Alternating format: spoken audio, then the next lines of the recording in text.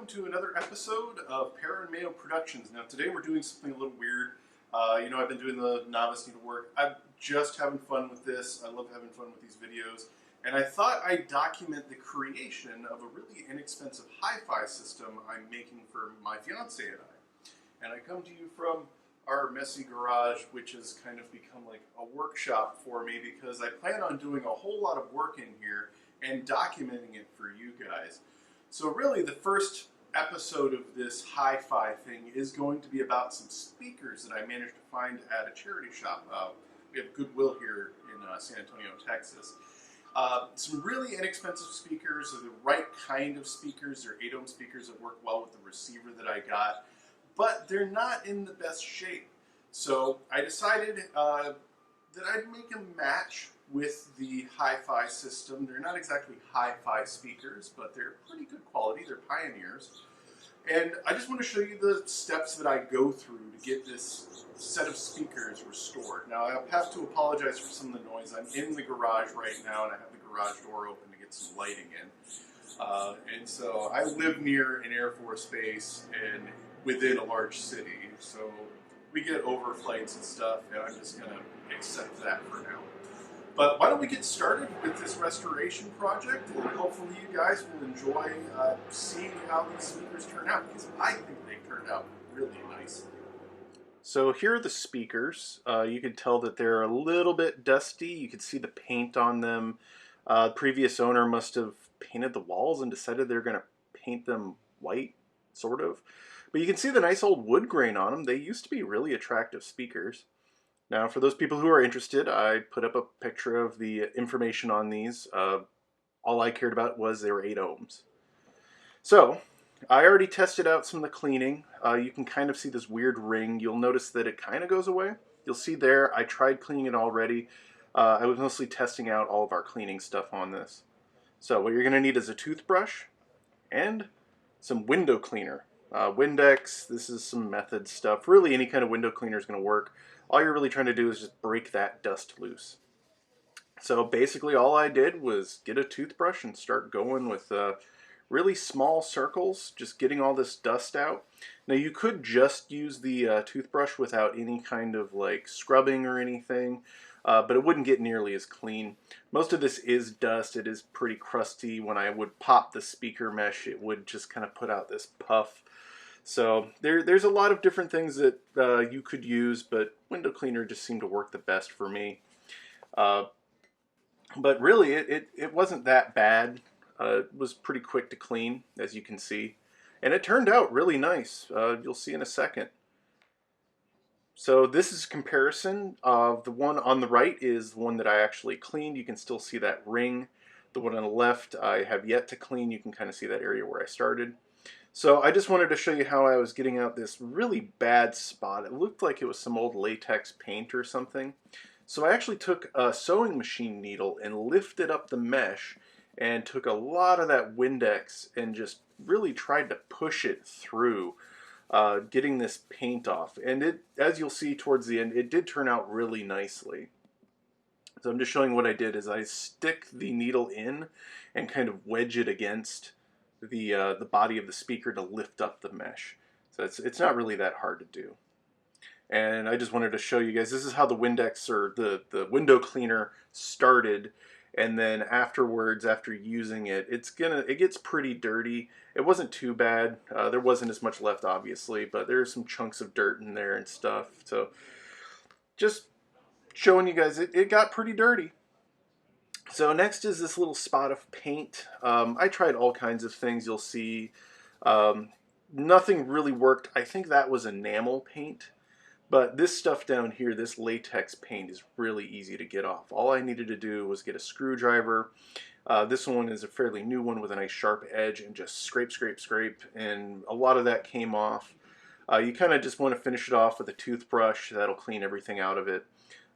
It's not perfect, but it's nicer than it was before. It is on the bottom of the speaker, so we're not so worried.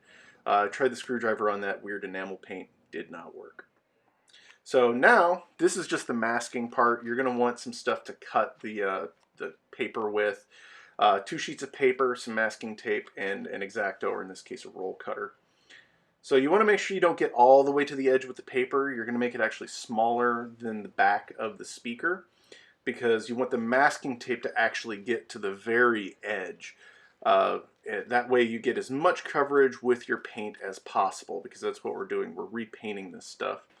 I wanted to make it silver so it would match up with the rest of the hi-fi setup, just so it looked nice. I would have actually liked that wood kind of look to it, the old school wood grain like veneer, but this is fine too. This is actually going to match everything really nicely, as you'll see later on. So you can see I got a really nice tight edge. So this part's a little bit harder. You want to line up your tape along the edge of the mesh. It's still not going to be perfect, so I'll show you in a second what you're going to need to do, but you want to make it just this ring.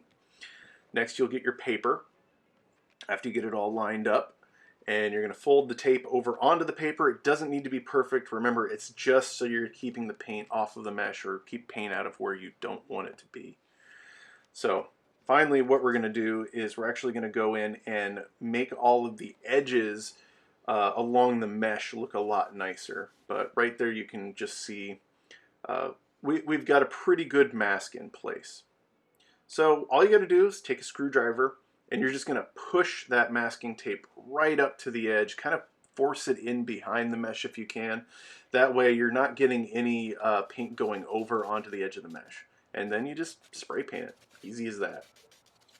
So finally, this is how they came out. They're not perfect, obviously. I mean, they're, charity shop purchases, but they turned out really nice. I'm really proud of how they look, and they look really good with our radio setup. Now you'll see that I didn't get any paint on the back, on the edges. There is a little bit that kind of broke off from the paint. Don't know why that happened, but it's on the bottom, so I'm not really concerned about it.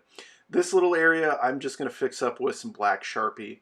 It's not really that big of a deal. There's some spots in the bottom on that other corner too. Fix it up with a Sharpie and it pretty much disappears. So really easy things to deal with on these.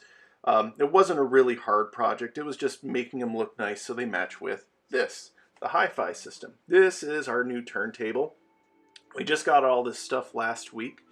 The other is a tape deck. It's an RT44 by Sony, and it's a really nice setup. I've been able to use the RT44 just for listening to radio and some auxiliary stuff. The tape deck's going to need some work. We'll talk about that in a second.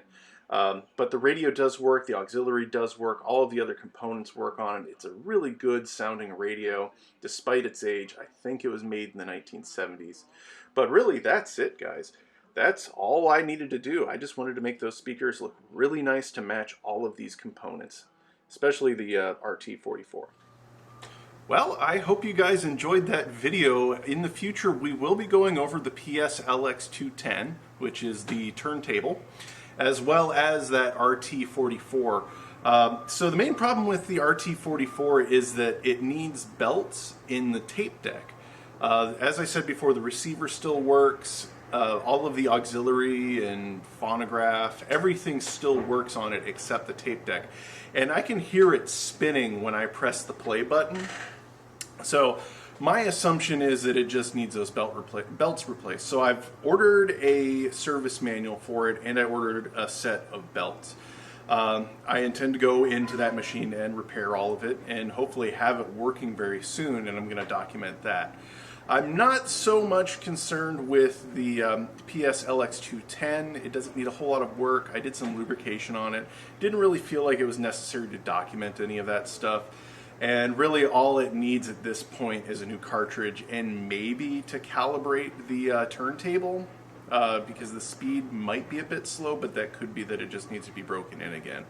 From what I understand, the guy I bought it from, he just had it stored away for a really long time, so what I did is I just cleared out all of the old grease and oil and re-lubricated it, which isn't really that exciting to watch, and all it is like 3 grease points. It's not even grease, it's like high viscosity silicone oil. So other than that, hopefully we'll have some new videos up, at least discussing the turntable.